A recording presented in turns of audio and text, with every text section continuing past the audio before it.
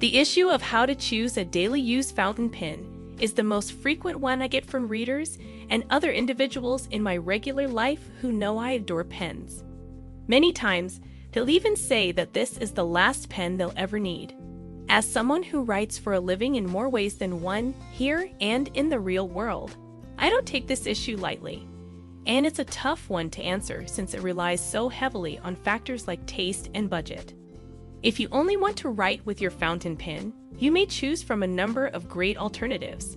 However, the optimal option for you is conditional on your unique wants and needs. In this piece, I'll share some of my opinions on what to look for in a daily use pen. Previously, the budget. In today's fountain pen market, there are going to be viable solutions at every price point, even on the extreme low end of the pricing range. So be honest with yourself and don't feel pressured to stretch financially. Spend as little as $25 on a high-quality pen and stay away from major quality control difficulties. Even if you have a little more wiggle room in your budget, I still wouldn't recommend spending more than $200 on a daily writer pen, due to the higher likelihood of loss, theft, and damage.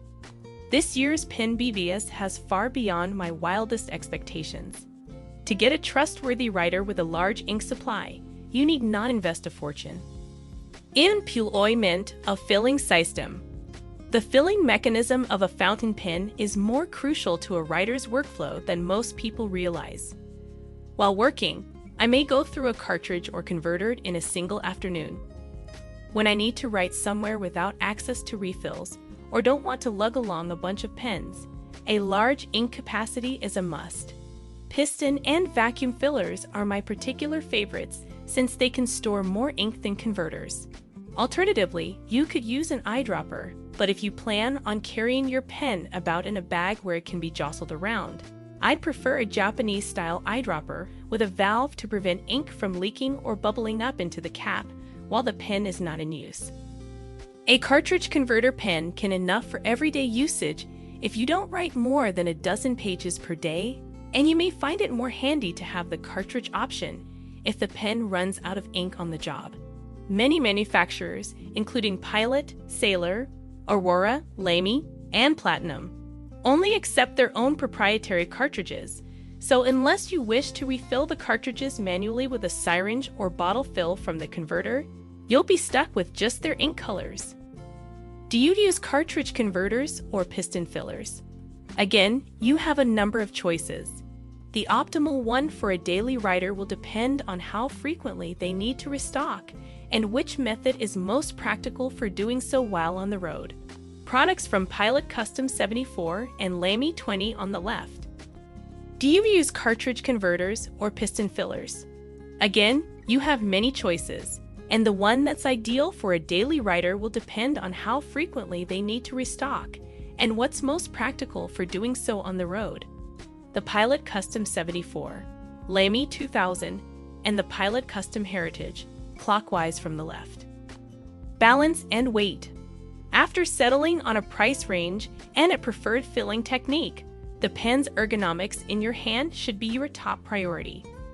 Remember that you'll be using this every day, so although style matters, functionality is more vital when it comes to a writing implement. When shopping for a pen, I prioritize the pen's weight and balance. The two ideas are connected yet still separate. When I say weight, I mean how much the pen itself weighs.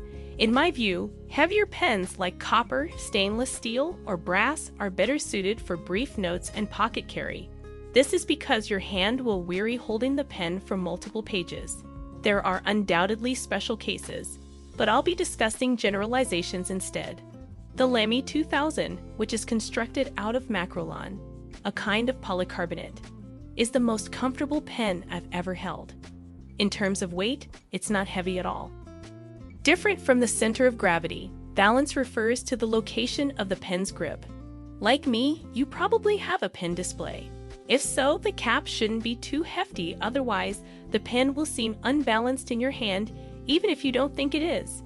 Many individuals, like myself, prefer a pen in which the weight is transferred to the front, which keeps the nib on the paper and allows greater control over your handwriting. This is not usually an issue with front-weighted pens, i.e. those with metal portions. If you're going to spend a lot of money on a high-end pen, you should be able to try it out firsthand or buy from an online store that accepts returns so you can exchange it for the perfect fit. NIV optation. How crucial is the fountain pen's nib? Both really. A pen with a fantastic grip, but a bad nib is useless. Thus, the nib is an essential feature to look for. Tuning and smoothing, however, may typically fix a poorly made nib. Some pen models, SBI, Pelican, Kaweco, and others, let you to swap out the nib for one of a different size or grind. This is why I value other aspects of a pen, like its weight, balance, and feel, more than its nib. The nib may be altered unless it is very terrible. Weight and size of the pen prevent this from happening. The Leonardo Momento Zero's nibs have been fantastic for me. My instruments aren't something to write home about, but they all came in tune and performed the job well. In my experience, the nibs on the Leonardo Momento Zero are excellent. There's nothing particularly special about them, but every one of mine has come in fine shape and performs well. When it comes to nibs, it's crucial to choose one that's well suited to the task at hand. If, like me, your day job entails annotating or marking up papers printed on the cheapest recycled paper available, you'll want to be selective about the inks you use and choose something in the extra fine to medium range of paper textures. Those who have bigger handwriting and don't need to use inexpensive paper have greater leeway to use a pen with a wider nib or even a stub as their primary writing instrument. However, unless your day job requires calligraphy, I recommend staying away from extra soft or flex nibs since they produce much too much ink for regular use. Recommendations.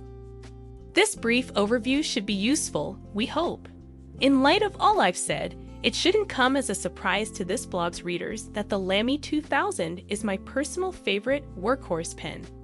In addition to the fountain pen, I also like to have the rollerball, ballpoint, and 4-color ballpoint in my bag at all times, multi-pen. The Lamy 2000 is my favorite fountain pen for 3 reasons. 1. It fits my hand wonderfully. 2. It can contain a lot of ink. And 3. The hooded nib is great for writing and disappears in a busy conference room, where you don't want to be that guy writing with a distracting fountain pen. I go all out when I discover a pen style I like. That's why I have so many pens, including these Lamy 2000s and Leonardo Momento Zeros. But what helps me succeed may not help you at all, due to the subjectivity of the criteria. Although I do offer an updated list of pen suggestions yearly, I have never released a ranked list of workhorse fountain pens. I won't rate pens either, but I will provide some recommendations for different price points. Each of them is a pen I have used and liked enough to either always keep on me or consider carrying sometimes. Wherever feasible, I have included a link to one of my own evaluations, and in all other cases, I have provided a connection to a reputable online shop. $20, $50. A platinum delight. The Plaisir, I think, is the greatest affordable pen available, particularly if you want a pen you can use often. Either pen BBS 308 or 309. The 309 is a piston filler, whereas the 308 uses a cartridge converter system. Now is the time for pen BDS pens to join TLVSBIs on recommended product lists. Indeed, they are such high quality. Pen BBS 456 is the vacuum filling version of the pen BBS, and it costs almost the same as a TLVSBI. To be precise, Faber Essentio. Castells when it comes to inexpensive steel nibs. Nobody does it better than Faber-Castell. Totally water-saving bathroom fixtures, industrial scale. My go-to TLVSBI advice is the Eco, not the 580, for 2 reasons. 1, it posts, and 2, the 580 is more expensive and less widely available and reliable. This is the Kaweco Sport standard. Kaweco Sports are cheap, durable, and available in a rainbow of colors. but they are a little shorter than standard pocket pens, so keep that in mind if you're shopping. The Skyline version is the one to choose if you're a fan of shiny chrome accents. In addition, nibs may be switched out. $50, $100. A Loom by Faber-Castell. For its superior posting abilities, the Loom has won my heart over the Essentio. Using the same high-quality nib, it is just somewhat more costly. TWSBI 580. Those looking for a TWSBI swappable nibs can consider purchasing a pen from the 580 series. The TWSBI Diamond Mini is a good option if you want a TWSBI with postable replaceable nibs. Choose from Opus 88 Coloro and Opus 88 Picnic. Because of its Japanese-style valve design, which helps avoid incidents, these are the only eyedroppers I suggest. Both the Omar and the Demo pens are quite huge. $100, $200. Lemme 2000. Notice the preceding explanation, the backbone of my operation, so to speak. A Pelikan M200 or M205. Another low-cost piston filler that is available in a rainbow of colors, patterns, and even limited edition variants. Pens made by Pelikan are sturdy and will last for years. He's the man who started it all, Leonardo, a brand new Italian pen that comes in several really attractive materials. Writers who are lightweight yet dependable. The pilot wore a custom-made 74-inch pilot's hat. Underappreciated cartridge converter pen with a top-notch nib. Not nearly enough consideration is given to these pens. The Custom Heritage 92 is more expensive but worth it if you need a piston filler. Century Platinum 3776. A writing implement that not only excels in its everyday use, but also garners a lot of interest as a collectible due to its limited editions. The pen may be fitted with any of Platinum's many available nibs. It's time for me to go all out, $200 plus. Professional or pro? Equipment for sailors. This is the best cartridge converter pen on the market, in my opinion. All sailor nibs are top-notch, but the Pro Geared is notably well-balanced when posted. Get behind the wheel of the Pilot Custom 823, a space filler that, despite its bigger size, posts neatly and provides for a pleasant writing experience. That's a 146 Mont Blanc, by the way. Because of the brand's perceived air of superiority, many individuals avoid carrying a Mont Blanc. Although I agree that these pens have become somewhat of a status symbol, I still find them to be excellent writing implements that are capable of holding a surprising volume of ink. Choose from the Pelikan M400, M600, or M800. Because of their reduced weight compared to the M800, I find that the Pelikan M400 and M600 are more comfortable to use on a daily basis while writing. Injectable Connet for mass production. If money is no issue, a Connet is your best option for the ultimate ink tank. There is a bulk filler out there in the form and size that you're looking for. Once again, I really do hope this is of some use to you.